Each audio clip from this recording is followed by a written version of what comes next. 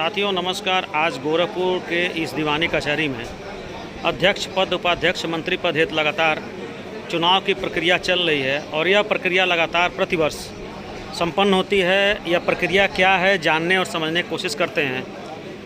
यहाँ के चुनाव की क्या प्रक्रिया होती है, हमारे सामने वरिष्ठ अधिवक्ता बैठे हुए हैं जिनका परिचय स्वयं देंगे। सर, आपका पूरा नाम क्या है? मैं सूर्य प्रकाश द्विवेदी जी। सूर्य प्रकाश जी, आज दीवानी कचहरी में चुनाव हो रहा है जी। चुनाव में कौन कौन से पद हैं और किन पदों का क्या महत्व होता है, थोड़ा बताने कष्ट करें। सर, हमारे यहाँ चुनाव के कार्यकारिणी में अध्यक्ष पद है, वरिष्ठ उपाध्यक्ष पद है, उपाध्यक्ष 10 वर्ष से नीचे, उपाध्यक्ष 10 वर्ष से ऊपर, मंत्री प्रकाशन और पुस्तकालय मंत्री, इसके अलावा कनिष्ठ कार्यकारिणी, वरिष्ठ कार्यकारिणी, कोषाध्यक्ष के पद सृजित है, जिसमें सभी का दायित्व अलग अलग है। कितने लोग इन पदों पे आज चुनाव में अपनी भाग्य को आजमा रहे हैं? मेरे समझ से टोटल 25 पदों में 95 या 94 कैंडिडेट मैदान में हैं। 95 लोग हैं। अध्यक्ष जो व्यक्ति होता है उसके ऊपर इस कचहरी का क्या जिम्मेदारियाँ होती हैं, उनके कंधे पर कितना लोड आता है? क्योंकि अध्यक्ष कहीं का भी अध्यक्ष हो, वो किसी भी संस्था का वो संकाय अध्यक्ष माना जाता है और पूरी जो हमारी बार है वो उसी पे टिकी रहती है, उसी के कंधे पे बार का जो होता है। भूतपूर्व आपके अध्यक्ष कौन हैं वर्तमान में? भूतपूर्व अभी जो मतलब इसके भानु प्रताप पांडे जी हैं जी, क्यों कार्यकारिणी तो भंग हो चुकी होगी? उनकी कार्यकारिणी पूर्ण हो गई है और नई कार्यकारिणी के लिए आज चुनाव हमारे यहाँ संपन्न होने जा रहा है। दूसरे व्यक्ति हमारे पास हैं, एक अधिवक्ता महोदय हैं। सर, अपना परिचय बताइए। मेरा नाम राजकुमार दुबे एडवोकेट है जी। मैं दीवानी कचहरी राजकुमार जी, आप मतदान कर चुके कि नहीं? भी अभी मतदान नहीं कर चुका, मतदान करने अभी जा रहा हूं। मतदान का समय क्या होता है? समय क्या बस क्या वैसे क्या बताओ? 10 बजे से लेकर के 5 यह मतदान क्या चुनाव जो प्रणाली है भारत सरकार की, उस प्रणाली के अंतर्गत होता है कि आप अपने एक संगठन पे करता है? जो है हम लोग जो है मोहर लगा के करते हैं, बैलेट पेपर से चुनाव होता है। इसमें कोई भारत सरकार या उत्तर सरकार कोई नहीं, कोई अंग नहीं है? नहीं, कुछ नहीं, हमने सोचा इसे विधानसभा में होता है कि उसकी ऑटोनॉमस है। तीसरे युवा सोच के व्यक्ति हमारे सामने हैं। कहा जाता है कि युवा इधर चलता है राष्ट्र बदलता है। आज दीवानी कचहरी में चुनाव हो रहा है, कितने युवा आज अपने भाग्य को आजमा रहे हैं अध्यक्ष, उपाध्यक्ष, मंत्री या इसके लिए जो भी? युवा तो सर तब तक है जब तक बूढ़ा ना हो जाए। 2548 वोटर है, सब युवा हैं। नहीं, जो प्रत्याशी उनकी बात हो रही है। जी, प्रत्याशी तो युवा ज़्यादातर लोग हैं, लेकिन सबके जो जैनविक मुद्दे हैं, वाईफाई हुआ, चाहे ई लर्निंग की व्यवस्था हुई, लाइब्रेरी हुई, स्वास्थ्य सेवा संबंधित हुई, जितनी समस्याओं का निराकरण जो युवा हमारे प्रत्याशी लोग करेंगे, हम लोग उन्हीं बेसिस पे वोट कर रहे हैं। आई बात वाईफाई की और ई लर्निंग की। ई लर्निंग मतलब लाइब्रेरी, अभी लाइब्रेरी ई लर्निंग नहीं यहाँ पे है। हाँ, नहीं।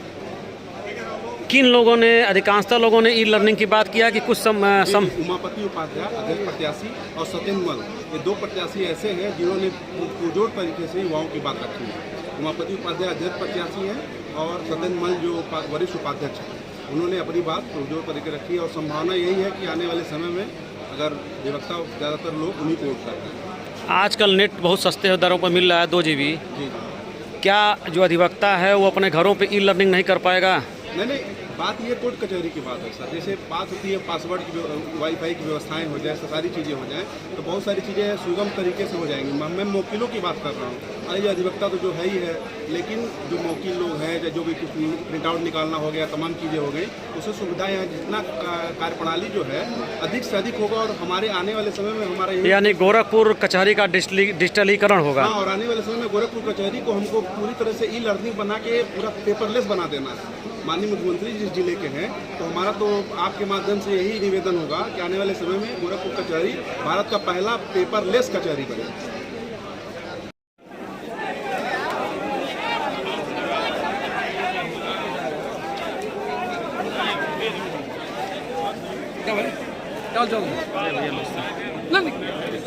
कहाँ पूछत हुआ? हम आपसे क्या पूछ पाएंगे, बताइए। आप हमारे बड़े भाई हैं, ये बताइए आज इस कठिन धूप में लगातार आप चल रहे हैं, किन किन मुद्दों को लेकर के आप कचहरी में आज इस संघर्ष को कर रहे हैं, इस संघर्ष के लिए उतरे हैं? कौन से मुख्य मुद्दे हैं कचहरी के? अधिवक्ता के हित के लिए। पहले अपना थोड़ा सा परिचय दे दीजिए। मैं रत्नाकर सिंह जी। जी जी बोल लीजिए। और ये भैया पूछ ला, भैया पूछ ला। आप अध्यक्ष कहता हूँ, लड़ रहा हूँ। आप थोड़ा बता दें, बुला रहे हैं जी मैं रत्नाकर सिंह एडवोकेट जी यहाँ अध्यक्ष पद का प्रत्याशी हूँ।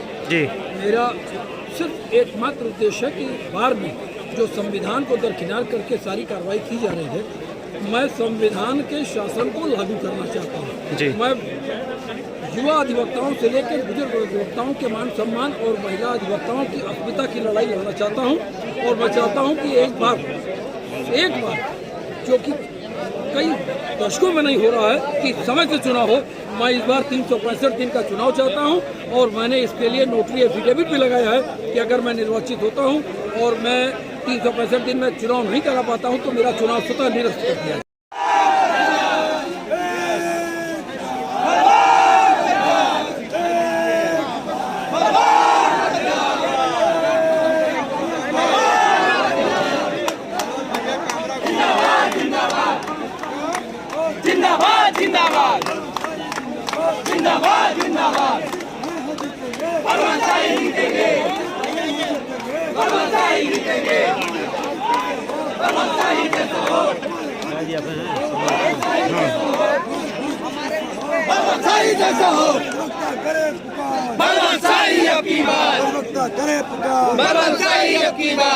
शाही जी, आप प्रत्याशी हैं। जी सर। लगातार मैं जहां से एंट्री किया हूं वहां पर अधिवक्ता सहायता केंद्र बनाया गया है। आज किन मुद्दों को लेकर के आप चुनाव लड़ रहे हैं? क्या क्या मुख्य मुद्दे आपके हैं? हमारे बहुत मुद्दे हैं जी जो सरकार ने पूरा नहीं किया, क्योंकि हमारी यूनियन ने उसको लड़ा नहीं। पहला मुद्दा है कि हमारे युवा अधिवक्ता जिनकी प्रैक्टिस 10 साल से कम है, उन सबको 10,000 रुपया स्टाइपेंड मिलना चाहिए प्रतिमाह। 10,000, जिससे वह किताब खरीद सके, अपने घर की व्यवस्था कर सके। दूसरी बात है कि जो 5 लाख रुपया अधिवक्ता कल्याण निधि बनाया गया है हमारी बार काउंसिल के द्वारा, मैं सरकार से मांग करता हूँ कि उसे 5 लाख से बढ़ा के 45 लाख। ये पैसा कहाँ से आता है? ये पैसा हमारे बार काउंसिल भी देती है और गवर्नमेंट भी देती है। अच्छा। और ये पैसा हमारे जो यहाँ स्टैंप लगते हैं उससे जाता है, उससे हमको मिलता है, जो बहुत ही कम है। तीसरा है कि अधिवक्ता अगर जो बुजुर्ग हो गया है अधिवक्ता, उसको पेंशन बहाली की, उसको पेंशन दिया जाए, क्योंकि बिहार गवर्नमेंट बुजुर्ग जिसकी उम्र 60 साल है या 60 साल से ऊपर, उनको पेंशन दिया जा रहा है। अभी आज पेंशन को लेकर के लगातार हड़ताल चल रही है, पुरानी पेंशन प्रणाली को लेकर के। सरकारी कर्मचारियों को पेंशन नहीं मिल रहा है, अधिवक्ता को क्या दे पाएंगे? वो नहीं देंगे तो जंग होगा। जी जंग करूंगा, उत्तर प्रदेश से लेकर के और दिल्ली तक जंग। साथियों नमस्कार। लगातार हमारे जो परिचित अधिवक्तागण हैं, कचहरी में मुलाकात हुई। भाजपा के सक्रिय कार्यकर्ता के रूप में अम्बिकेश दुबे जी हैं, गोपाल पांडे जी हैं, वरिष्ठ अधिवक्ता भी हैं, इनकम टैक्स के माहिर व्यक्ति हैं, जो पाई का हिसाब लोगों का रखते हैं, और तमाम अधिवक्तागण हैं लगातार यहाँ पे लगे हुए हैं। दुबे जी, तो पहले ये बताइए कि आपने विजयश्री दिलवाया बीजेपी को लगातार संग ब्रह्मपुर से लग करके, यहाँ किसको विजयश्री दिलवाने के लिए निकल चुके हैं कमर कस के? यहाँ एक संगठन और एक अधिवक्ता परिवार का चुनाव है जी। अधिवक्ता परिवार में कोई विजयी नहीं होता है, कोई हारता नहीं है। यहाँ अधिवक्ता अपने लिए एक अपने परिवार में एक कार्यकाल के लिए नेतृत्व करने के लिए किसी को जिम्मेदारी दी जाती है। आपको इस चैनल के माध्यम से इस सुंदर आयोजन के लिए बहुत बहुत धन्यवाद। और यहाँ पर अब तो लगभग आधी वोटिंग भी लगभग हो चुकी है। 4 प्रातःकाल कै बजे से वोटिंग लगातार चल रही है? 10 बजे 9:30 बजे से यहाँ से वोटिंग स्टार्ट हो गई है और 5 बजे तक यहाँ वोटिंग चलेगी। 1 घंटा रेस्ट करने के बाद से अध्यक्ष और मंत्री पद के लिए काउंटिंग भी आधी हो जाएगी। रिजल्ट आज रात तक ही 9-10 बजे तक रिजल्ट घोषित हो जाएगा और अन्य पदों की गणना जो है वो कल की जाएगी। आज किन पदों की गणना होगी मुख्य रूप से? अध्यक्ष और मंत्री पद के लिए आज मतगणना लगभग 6-6:30 बजे से शुरू होगी और 3-4 घंटे जो भी लगते हैं, चूँकि केवल संगठन का हमारे बार का चुनाव है तो 3-4 घंटे में यह गणना कंप्लीट हो जाएगी। और जिनको जिम्मेदारी अधिवक्ता वर्ग में अपने बीच से भी जिसको भी जिम्मेदारी देंगे तो उनके लिए अपने अध्यक्ष और मंत्री का चुनाव या अपने अगले कार्यकाल के लिए हम यहाँ के अधिवक्ता लोग करेंगे। हमसे बात के लिए बहुत धन्यवाद दुबे जी। जी आपको भी बहुत बहुत धन्यवाद। दूसरे हमारे जानने वाले हैं माननीय पांडे जी, गोपाल पांडे जी। पांडे जी ये बताइए, आप आज मत देने आए हैं, मत दे चुके कि देने आए हैं? अभी देने आए। पूरे उत्साह से लबरेज हैं, एक साल में एक बार मौका आता है। कितने लोग चुनाव में शामिल हैं, थोड़ा बताने कष्ट करें। चुनाव में अध्यक्ष, उपाध्यक्ष, मंत्री की संख्या में पुस्तकालय मंत्री, कोषाध्यक्ष, अनेकों अधिवक्ता साथी हमारे यहाँ पर पार्टिसिपेट कर रहे हैं और अपने हक की लड़ाई लड़ रहे हैं। और हम चाहते तो हम तो अधिवक्ता सब साथ हैं, अधिवक्ता समाज है, परिवार की है, परिवार ही है तो सारे भाई बंधु अपने ही हैं, खड़े हैं। हम लोग अधिवक्ताओं की लड़ाई, समाज और कानून की लड़ाई एक साथ मिलकर कंधे से कंधा मिलाकर लड़ते हैं और लड़ना चाहते हैं। आज कचहरी में सब युवा लोग से हमारी मुलाकात हो रही है। भैया अपना नाम बताइए पहले। पीयूष जी, आज कचहरी में एक उत्साह का माहौल है जो प्रत्येक वर्ष देखने को मिलता है। आप मतदान किए कि नहीं? भी अभी नहीं करने जा रहे हैं। प्रायः सभी लोग अभी मतदान नहीं किए हैं, इंतजार कर रहे हैं। यदि मतदान विलम्ब होता है तो कै बजे तक मतदान होगा रात्रि को? मतदान 5 बजे तक। यदि 5 बजे तक कोई अधिवक्ता मतदान नहीं कर पाता है और लाइन में है तो क्या समय देंगे? हाँ तब लगेगा, अगर जो लाइन में है तो समय मिलेगा। समय मिलेगा।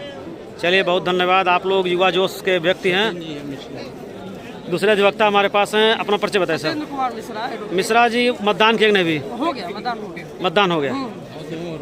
तो किसी के पक्ष में प्रचार कर रहे हैं या स्वयं स्वतंत्र रूप से? नहीं, ये सभी अधिवक्तागण हमारे भाई हैं, उसी में से जो श्रेष्ठ हमको लगा है तो जो हमारी अगुवाई अच्छी तरह से कर सके हमने उनको अपना मतदान किया। हाँ।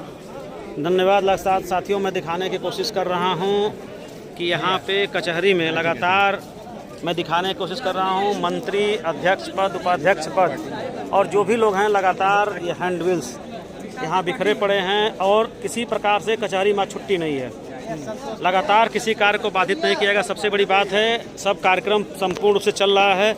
ये बताइए, आज छुट्टी नहीं की गई, भीड़ लगातार चल रही है। देखिए, आज हमारे यहाँ नो एडवर्स ऑर्डर रहता है कि कोई निरोधात्मक, कोई विरुद्ध कार्रवाई किसी मौकिल के, चूँकि अधिवक्ता, तमाम अधिवक्ता साथी हमारे चुनाव में प्रत्यक्ष रूप में पार्टिसिपेट कर रहे हैं, तमाम अधिवक्ता साथी अप्रत्यक्ष रूप से पार्टिसिपेट जैसे कर रहे हैं। किसी वकील का डेट पड़ता है तो उसमें क्या स्थिति होगी? अधिवक्ता नहीं जा रहे तो नहीं, अधिवक्ताओं के लिए उनको आगे एक्सटेंड कर दिया जाएगा। उनके विरुद्ध कोई जो कहा जाता है नो एडवर्स ऑर्डर, तो नो एडवर्स ऑर्डर रहेगा। तो क्या आज जेल से जो लोग जेल में निरुद्ध हैं, बंद किए गए हैं, आज उनकी पेशी होगी कि नहीं होगी? नहीं, पेशी तो आज रोक दी गई है। वीडियो कॉन्फ्रेंसिंग के थ्रू से, वीसी के थ्रू, चूंकि एक नई माध्यम आ गया तो वीसी के थ्रू से यह हो रहा है।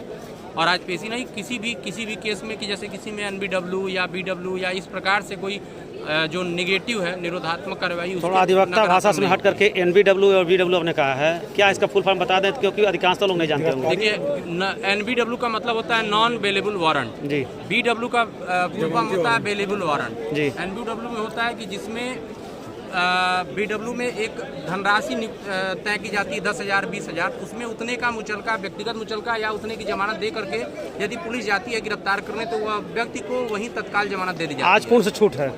उससे आज के लिए छूट दी गई। बहुत बहुत धन्यवाद, इतनी अच्छी सुविधा प्रदान करने के लिए। हर व्यक्ति स्वतंत्र रूप से अपना मतदान कर सके।